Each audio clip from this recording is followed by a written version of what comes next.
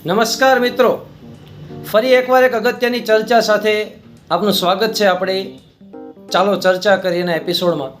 આપણે બધાને ખબર છે કે ગુજરાતની સરકારે, રાજ્ય સરકારે એક બહુ મોટો નિર્ણય લીધો છે કે દર શનિવારે આપણે બેગલેસ ડેનું આયોજન કરીશું.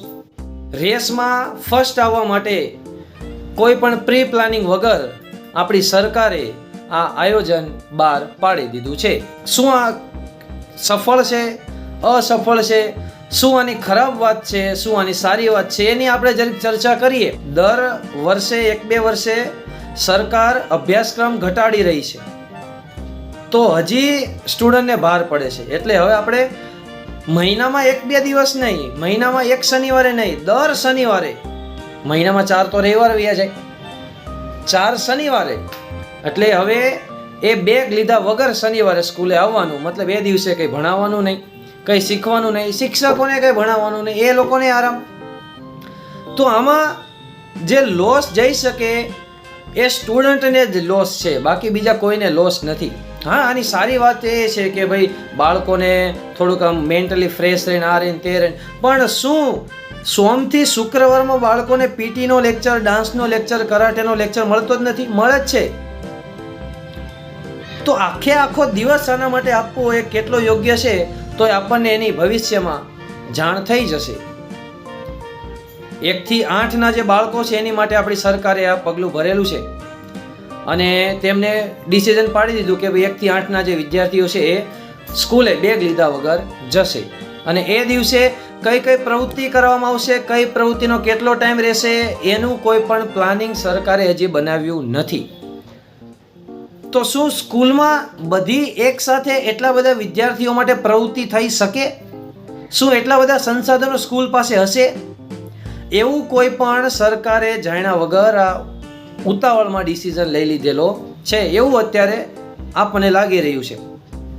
અમુક ખાનગી સ્કૂલો જે છે, પ્રાઇવેટ સ્કૂલો, આનું તો ફોલો જ નથી કરતા.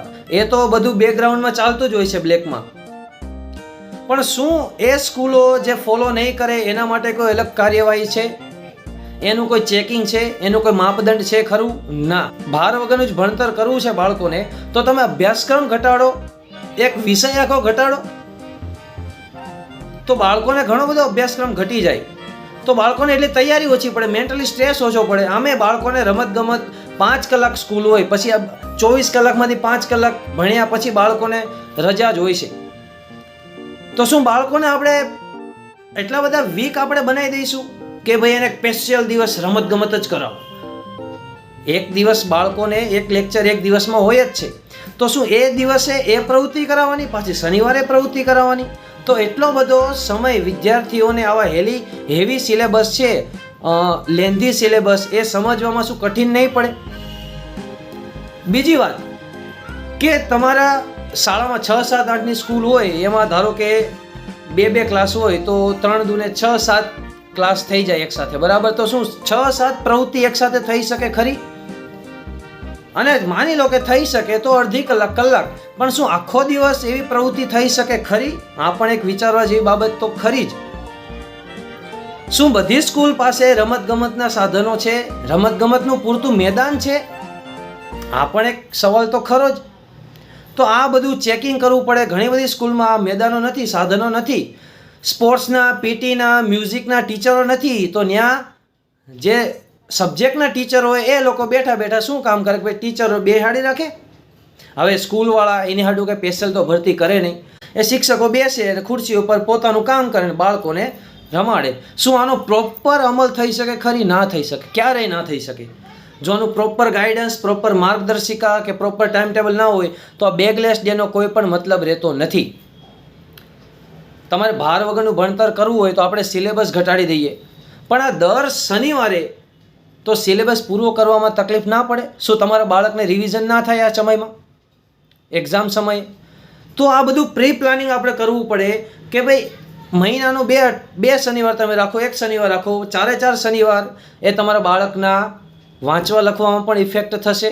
એ આખો દિવસ તમે ભણાવો તો એની ઇફેક્ટ બીજા દિવસે પણ થશે, એ શનિવારની ઇફેક્ટ શુક્રવારે પણ થાય. એટલે માની લો કે 3-4 દિવસનો બાળકનો અભ્યાસમાં ફેર પડે અને પડે જ. તો આ બધા એના દુરુપયોગો પણ થઈ ગયા કે પછી બાળકોના અભ્યાસમાં ફેર પડશે. એટલે દિવસમાં એક લેક્ચર હોય પીટીનો, કોમ્પ્યુટરનો, એ બધો હોય જ છે, સ્પોર્ટ્સનો, તો એ યોગાનો, ડાન્સનો, તો એ બધું ભાર વગરનું ભણતર જ થઈ ગયું એ દિવસમાં. એના માટે આખો સ્પેશિયલ દિવસ ફાળવાય એ યોગ્ય અત્યારે લાગતું નથી.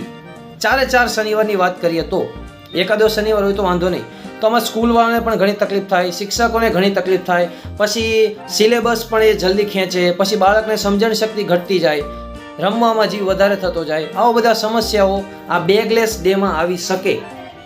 ઘણી બધી સ્કૂલો તો અમલે નથી કરતા, એની પણ આપણે તકેદારી રાખવી પડે. સ્કૂલ શાળા સંચાલક જે છે આપણું રાજ્ય શાળા મંડળ, એ પણ આમાં થોડુંક પર્સનલી ધ્યાન આપે.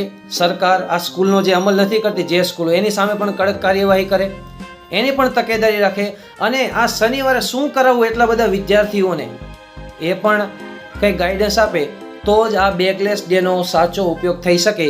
બાકી આ બેગલેસ ડે એ નિષ્ફળ જતાં બહુ વધારે વાર લાગવાની નથી. તો તમારો શું આમાં મંતવ્ય છે? તમે આમાં શું માનો છો એ તમે જરૂર મને આ વિડીયોના કોમેન્ટમાં જણાવો. તમારો શું મંતવ્ય છે એઝ વાલી તરીકે, એઝ શિક્ષક તરીકે, કે એઝ અ સ્ટુડન્ટ તરીકે પણ તમારો આ શું મંતવ્ય છે બેગલેસ ડેનો? જે પણ તમે વિચારતા હોય એ આપણે કોમેન્ટમાં તમે જાણ કરો. તો આવી જ નવી અને મસ્ત મજાની ચર્ચા સાથે આપણે ફરી મળીશું. ત્યાં સુધી હસતા રહો, ખુશ રહો. જય હિન્દ, જય ભારત.